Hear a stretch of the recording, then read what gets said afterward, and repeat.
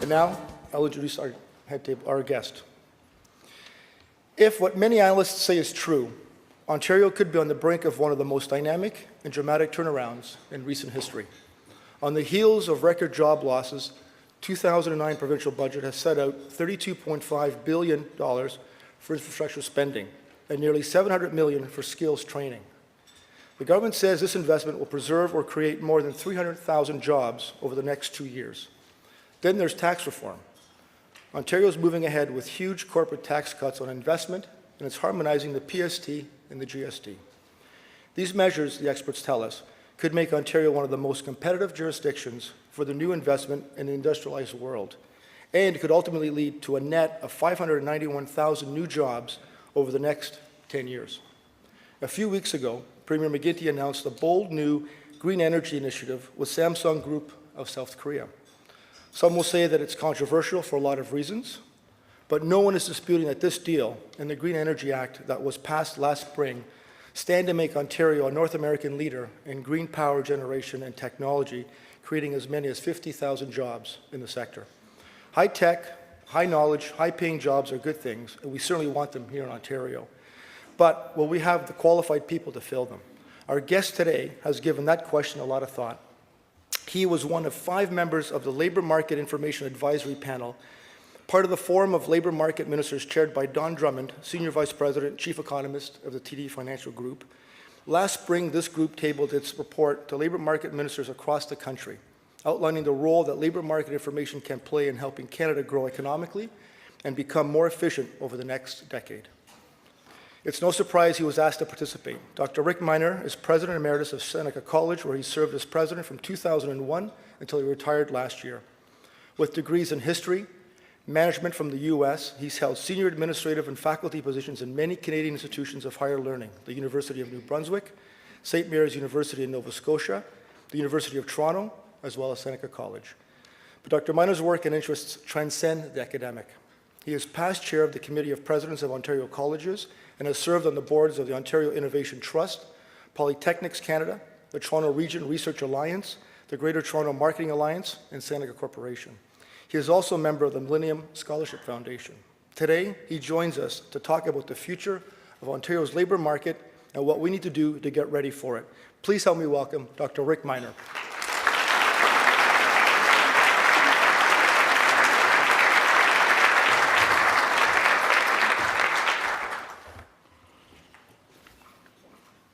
Thank you very much, John.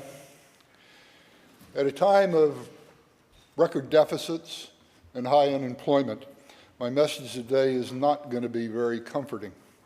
It's like going to your doctor and having her tell you, I've got some good news and bad news. And you say, well, what's the bad news? Test results are back, you got the disease, you're going to die. What could possibly be good?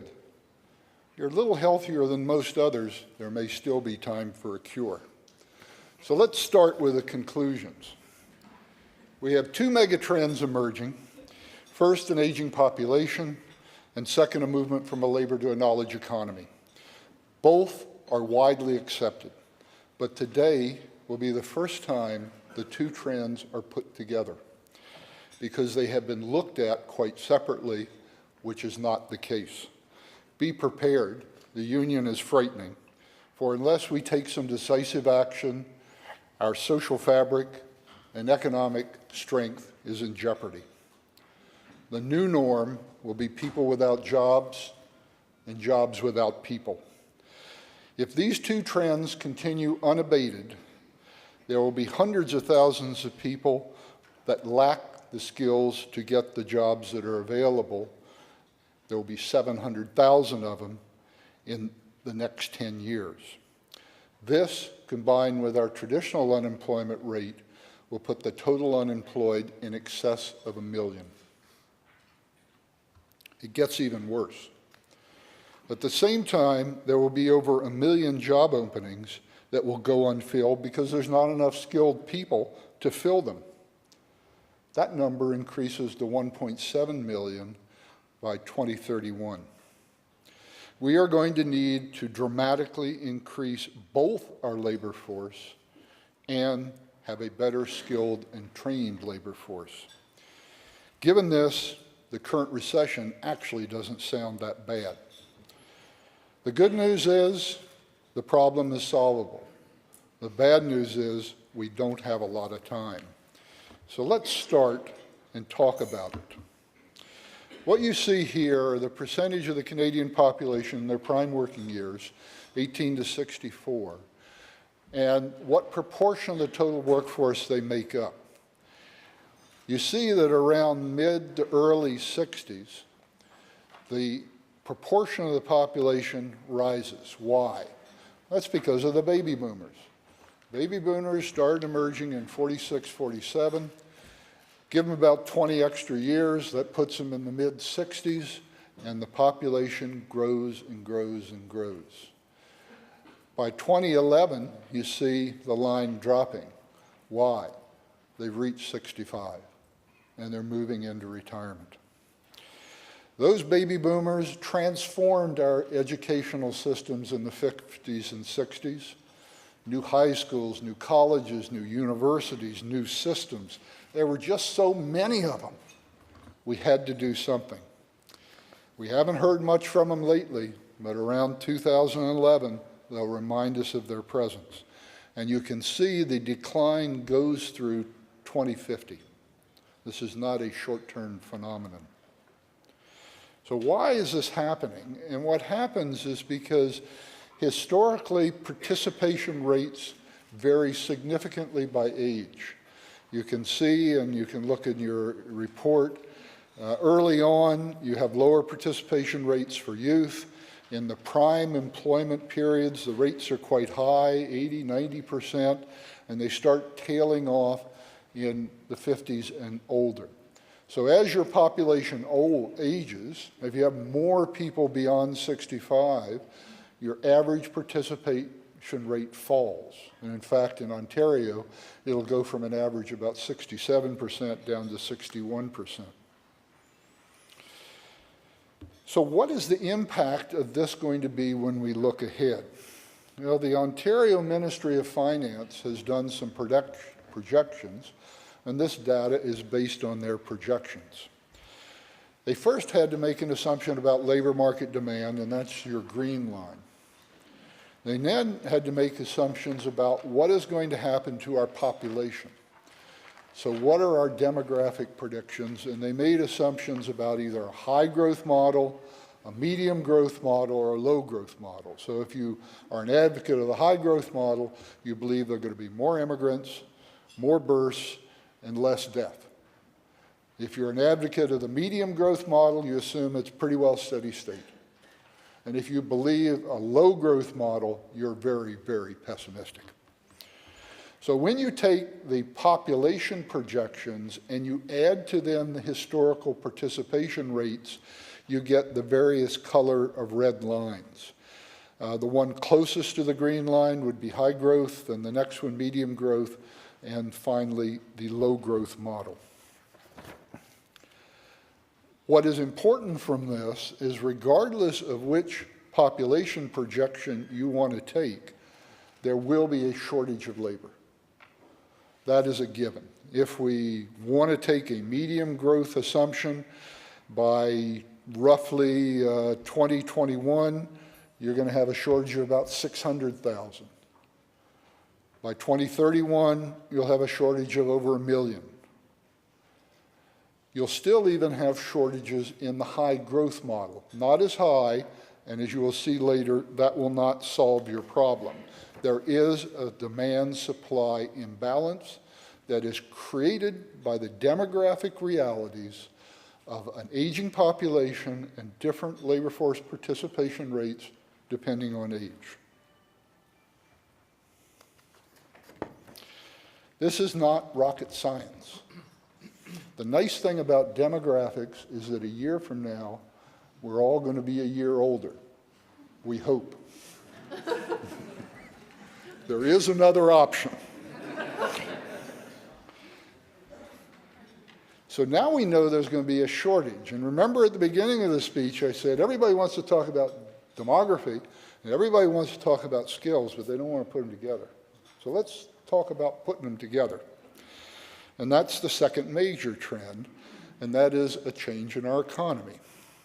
We are going to be moving from a labor to a knowledge economy, and that means the type of jobs we need will change. There will be new and unheard of careers. In a U.S. study, they found that roughly over a 25-year period, 1/4 of all jobs were new and had never existed in the previous 25 years. Totally new. It wasn't evolution, it was new. They also found in a study that about every 15 years, an old job becomes a new job, either because of increased technology, increased responsibility, increased job demands. The skills you needed in the old job become new skills you better have in the new job. So while their names may or may not change, the level of training or retraining required will. Now, let's be honest. We have never been particularly good at predicting explicitly what the new jobs are. That's a reality. And I'm not going to be venturing into that territory. But I did want to show you some material from a futurist called Adam Gordon. He recently listed, and I'll read some of these off for those in the back, he recently listed 23 jobs that he predicted would be new jobs for 2020. Body part maker, nanomechanic, space pilot, weather modification police, narrowcaster, personal brander, et cetera, and another 13 or so others. Now, when I first read this, I have to admit, I thought he was being a little far-fetched. And then I read about the university in Midwest U.S. that's already growing body parts, the Chinese and the Russians doing very significant weather modification experiments, Virgin Airlines announcing that there will be space flights for the public in the next decade. And like many of us in this room, I've been paying particularly close attention to the memory augmentation surgery. I think that's our salvation.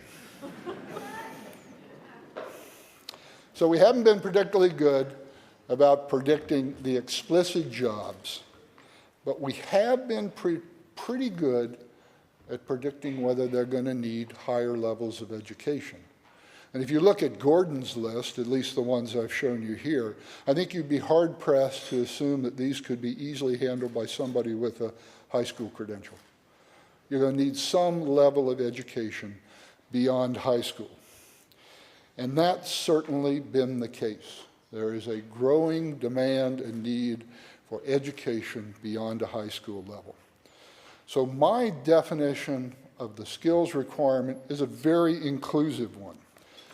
Any form of education beyond high school. It could be apprenticeship, it could be a PhD, it could be a master's program, it could be a college diploma, it could be an industry certificate, it could be a university degree. I'll accept any of them as being capable of providing advanced education and training that we will need in the future. So then the obvious question is how much? This is an issue that many people have tried to address, and I want to give you some sense of where they're coming down. A couple of years ago, Human Resource and Skills Development Canada said the new jobs will require 65% of the new jobs will require higher level of training. Ontario Ministry of Education pegged the number at 81. Canadian Council on Learning said no, 67. There were 2 BC studies in the last decade that put the number at 75 to 76, and there's a recent US study out of the Obama administration that put it at 78. Yes, there's some range, but all predict more. So I had to make some assumptions, and in making those assumptions, I assumed very conservative estimates. I said, let's assume that for now, we need the lowest number. And let's assume 25 years from now, we need the highest number. I personally think that's defensible. May there be some variation? Yes, there may be some variation, but I think it is defensible.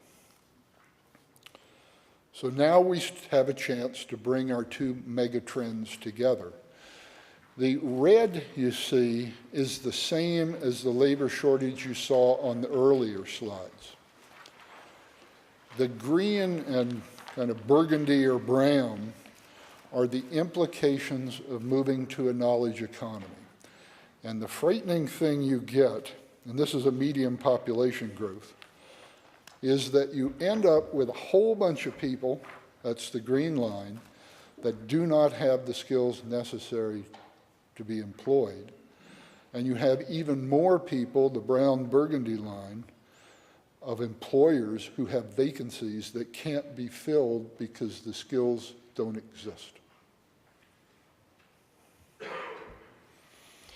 So by 2021, we'll have a shortage of over 700,000 in labor force participation rates. And remember again, that includes people in the labor force participation rate, it always includes unemployed. So we'll have over 1 million people in that category. We can look further ahead, 2016, we'll see that in terms of unfilled vacancies, there's 800,000. It goes to 1.3 million by 2026, 1.7 million by 2031. So we have the worst of both worlds. Significant high social cost due to increased unemployment and a sputtering economy because we don't have the skills necessary to run the economy we want. Some would say, we can solve this if we only achieve our high unemployment, our high population projection. Partly they're right, and this is the analysis if you assume a high population. The red, again, is the difference between supply and demand. That number shrinks. So you have less of a problem with numbers. But what you can see, you actually have more of a problem in terms of people who are unemployable because they don't have the skills necessary. So simply growing the population is not the panacea. We have a two-pronged problem. We need to both increase our labor force and to have higher levels of education and training. Be forewarned, there are no silver bullets. This is a complex and difficult problem requiring early attention and dedication. The current recession, ironically, may actually give us a little breathing room. Without change, we are destined to a world without people, people without jobs, and jobs without people. Let's briefly, and the report provides more detail, but let's briefly consider some of our policy options, both at a corporate level and a government level. Many have said increased immigration is our solution. Recent employment history questions that assumption. Stats Canada shows that for the prime employment ages, we have an 88% participation rate. Recent immigrants, those who have been in Canada 5 years or less, have a participation rate of 75%.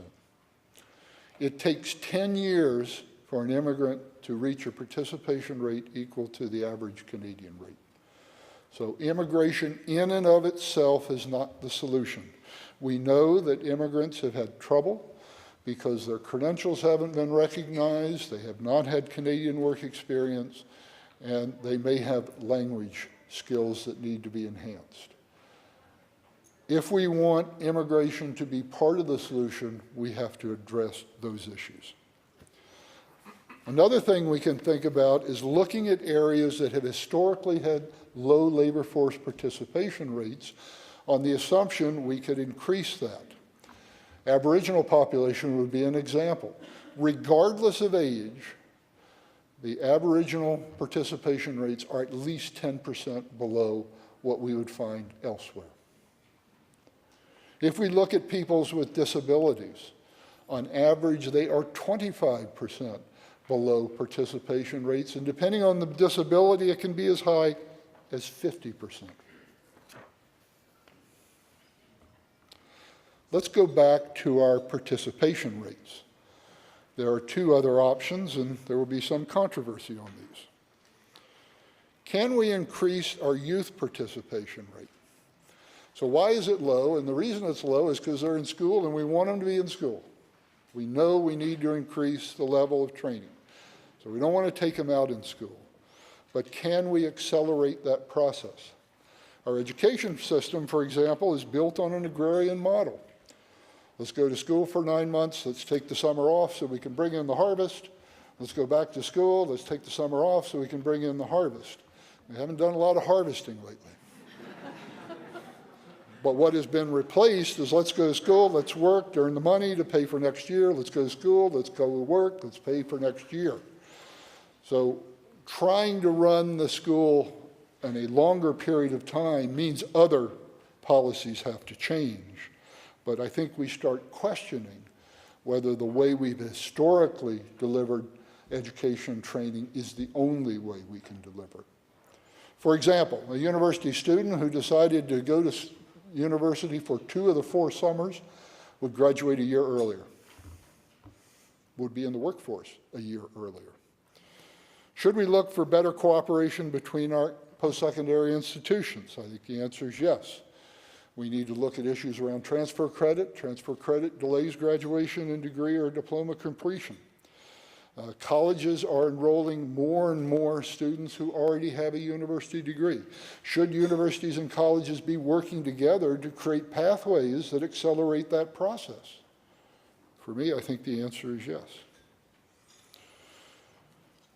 In the US, and actually recently in Canada, there's been a call for a reinstatement of the 3-year baccalaureate degree. Should there still be 4-year degrees? Of course. But does a 3-year degree give you some flexibility to allow you to pair that with some other learning outcomes? Probably. Last year in Ontario, 69% of our high school students graduated on time. 69% within 4 years. If you gave them an extra year, a year out of the workforce, 77% graduated. That's not good enough.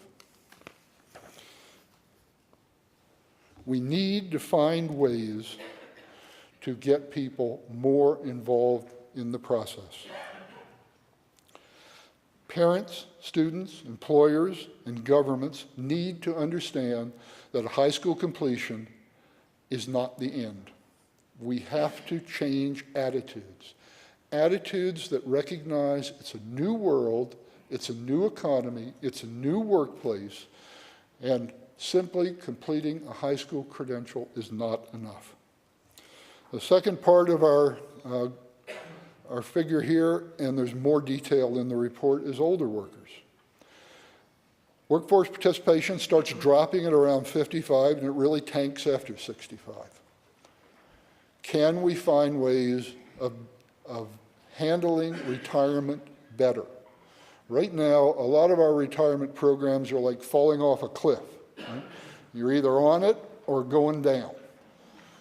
Can we find ways of graduating? Can we find mentorship opportunities? Can we do things that keep the skilled members of our workforce in longer without exercising draconian measures? I think we can, and I think the onus will be on industry to find ways to do that. Finally, let's not forget about our hidden problem, the one we don't like to talk about. We don't like to talk about the fact that 4 out of 10 Canadians do not have the literacy level high enough to effectively undertake advanced education and training.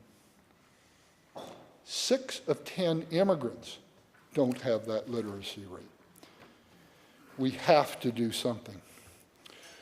In terms of our future, I presented you with the medium growth projection and the high growth projection. We are spot on the medium growth projection. Spot on. And keep in mind that for 2031, the vast majority of Ontario's workforce has already been born and is living in this province. So you're not going to get huge growth except potentially through immigration or interprovincial or interstate mobility. This means under a medium arrangement that by 2031, we are going to be short 1.7 million people, and still have high levels of unemployment. So from a public policy point of view, what should we do? Should we put energy on expanding our workforce or training? Of the two, I lean to training, because you want to target people who are unemployable because they don't have skills. If you can give them the skills they need, you satisfy the employer, and you pull them off the unemployment. You still need to look at growing the workforce, but I think the first option is probably the short term better. And if you look in the report, you'll see for the first 15 years, that's the prime strategy.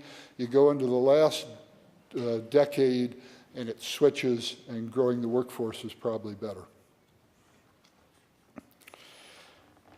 This type of approach will help us reduce the number of people without jobs, and will strengthen our social fabric by reducing unemployment. So where do we stand? How do we stack up compared to the rest of the world? This, again, is a good news and bad news story. We don't have a lot of time. That's the bad news. Currently, our labor force participation rates in Ontario are slightly above the Canadian average. So that's more good than bad. Our educational achievement levels are slightly above the Canadian average. Again, more good news than bad. If we look south of the border, we find a very interesting event, because we are far better educated than the average American, but they have higher labor growth. And what you can see, they got the same problem.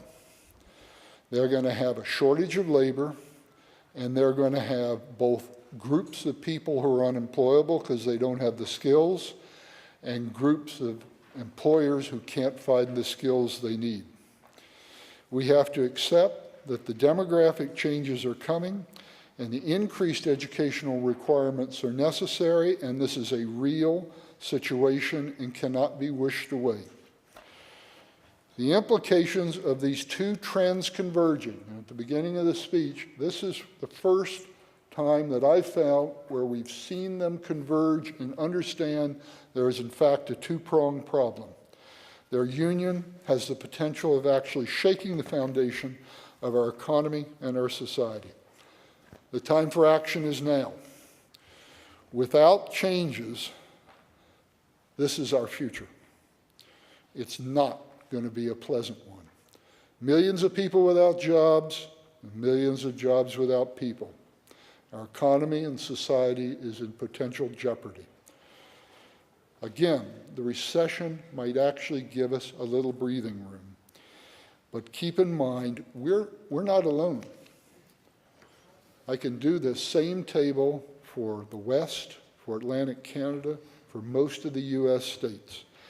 All of North America will be facing the same conditions. The market for skilled labor will be worldwide, and it will be fierce.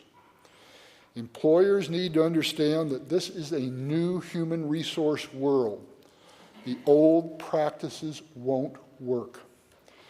The industries, the countries, the provinces, the states that understand this shift and proactively prepare for it will have a significant advantage, both economically and socially. What is Ontario going to do? That's the question our children and our grandchildren need answered. Thank you very much. I appreciate your interest.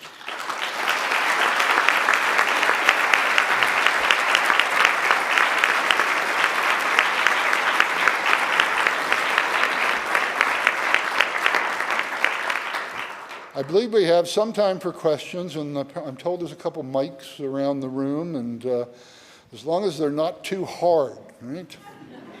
I'll see if I can't address them, and it's a first come, first serve. So I think if you stand up or... Thank you, Dr. Miner. Very interesting presentation. I'm wondering if you could talk about productivity and how that works into the equation. Yeah. it really, the problem is there are many ways of solving the issue. What you have to be careful of is that you solve the problem one way and create another problem. So productivity in and of itself is not the panacea. Yes, do we want to be a more productive economy? Absolutely. Is that good for us? Absolutely. But if we're more productive without doing it in such a way that it in fact strengthens our human capacity, then we're in trouble. For example, there have been suggestions by some, this is not a problem, we'll just offshore this and we'll increase our productivity. Or this is not a problem, we'll just bring in technology and we're going to bring it in from somewhere else in the world. And granted, our productivity can go up, but if we haven't addressed our increased unemployment, then we're in trouble. So I think I'd be a little careful about assuming that increased productivity is the panacea in and of itself. It has to be married with a good, sound human resource policy. Dr. Miner. Yes. We've heard lots of specifics about people without jobs and a fairly definitive timeline. I have a 14-year-old and a 16-year-old at home. Right. Anything directional? I know you don't have a crystal ball, but anything directional on jobs without people? What are the jobs? I haven't heard anything yet. Well, I think the jobs are going to be your kind of high-skilled or increased-skilled jobs. There was reference earlier today about trying to grow a new energy economy, and around that economy, I mean, I'm not an expert in there, but I make an assumption there's going to be a lot of skilled jobs in there, whether it's engineering or whether it's manufacturing, what it happens to be. When my grandchildren ask me, you know, what should I be? You know, the answer is get a good, sound education and then be prepared for change over life. In the report, what I also call for is a more responsive educational system, because we are going to be changing decade after decade after decade.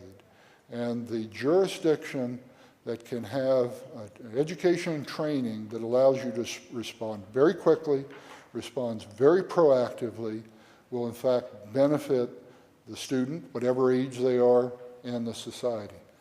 So that would be the best advice, because I said earlier in the speech, if you were to go back to Jobs Canada from 1980 or whenever they started and look at the list of jobs they said were going to grow, you probably would have come away with the conclusion they weren't particularly good at predicting them. So it's that responsiveness that I think is the more important key. Dr. Miner, really enjoyed your presentation. You made a lot of comment about Ontario versus the rest of Canada, and also some comments on the US. Have you done any research or any thoughts about jurisdictions, other jurisdictions in the world that are getting this balance a little bit more right than we are? The Europeans and the Baltic countries maybe have a half step ahead of us. But our advantage is, from an educational point of view, we're actually doing quite well compared to many other jurisdictions. And this is my bias, and people who know me will understand it. Where we have not been very good is having delivery systems that work together in such a way that allows for a very good response and allows for the flexibility people need. I mean, and I come back, and I hate to harp on it, but the fastest, when I was at Seneca, and I doubt if it's changed, we got more students from York University than we got from anywhere else in Ontario. So they spent 4 years at York, and they spent another 2 years with us. And you end up asking yourself, does it really take 6 years to do that? Couldn't we find a better way? Hello. One thing that you sort of referred to very briefly in your presentation, but in the introduction that was done about you, there was this reference of the work you did on the LMI panel with Don Drummond.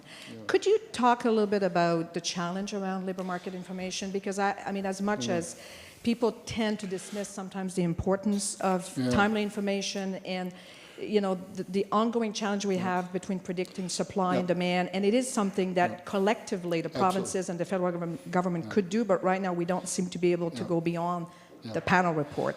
So I'm just wondering if you could comment on that. Yes, absolutely, Mayor Lizelle. The Labor Market Information Panel basically said we better make some changes because we don't have the information we need to make good decisions.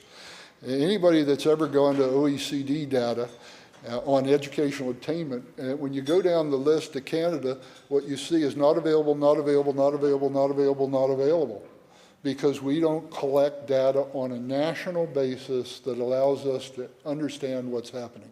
Quebec does a pretty good job. They probably do better than anybody else, and a couple of Western provinces do. But you need that data to make decisions. For example, if you're going to StatsCan now, slightly better, I think the most current college data is 05, 06, somewhere in that. So you got 4 years of missing data. The university is a little better because there's some special programming to do that. And it comes back to the question the gentleman had over here. You need labor market information, which isn't that good. Where is the future? What are the jobs? What are the skills required? Where can I get those skills? What does it mean in terms of employability? And you need the educational attainment data to bring them together to do that long-range planning and policy. And we haven't done it well. To the credit of the labor ministers, they agreed with the report that Don and his panel put together, and hopefully they'll carry through with it because that's essential to making some of the policy decisions in the future.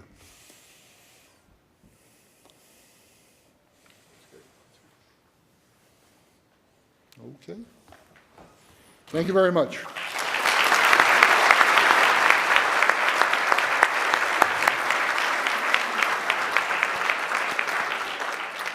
I would like to now call on John Duffy, Vice President of the Canadian Club, to the podium. John?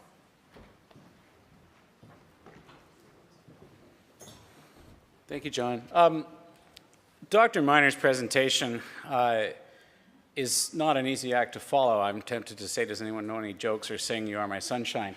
But, you know, Rudy Giuliani is fond of saying the best day of his life was the day that he received a diagnosis of a very challenging disease, because at that point he knew what he was up against, and he could take steps to make his life better. And I think the scale of this problem is absolutely massive. If you grab this month's edition of Foreign Affairs, the cover story is about, it's called The New Population Bomb, and it says, look, our conception of the whole world is going to be different because of demographics. The first world is going to be aging and slow growth and characterized by these kinds of dynamics. The action will be in what we used to call the second world, places like China and Indonesia and Brazil, where they'll be young and dynamic and high growth and attracting entrepreneurship and increasing power in the world.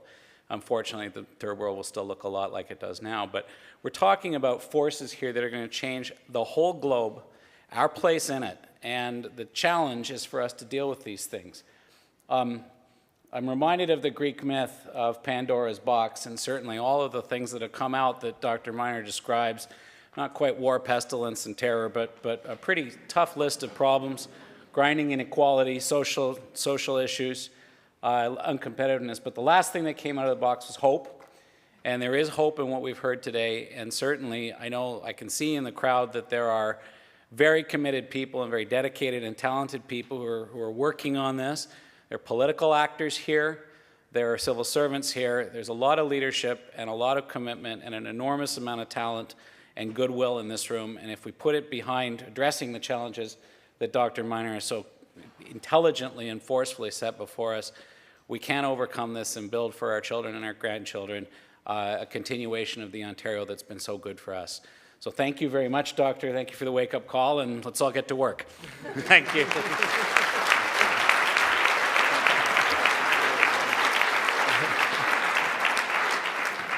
Thanks, John, and thank you again, Dr. Miner. And once again, thank you to the Ontario General Contractors Association, Ontario's Workforce Shortage Coalition, and the TD Bank Financial Group for your sponsorship in making today possible. This concludes our television programming, which will be broadcast on Rogers TV in the days to come. We are grateful to Rogers TV and 680 News for their continuing promotion of the Canadian Club events. This meeting is now adjourned. Thank you all, and have a good afternoon.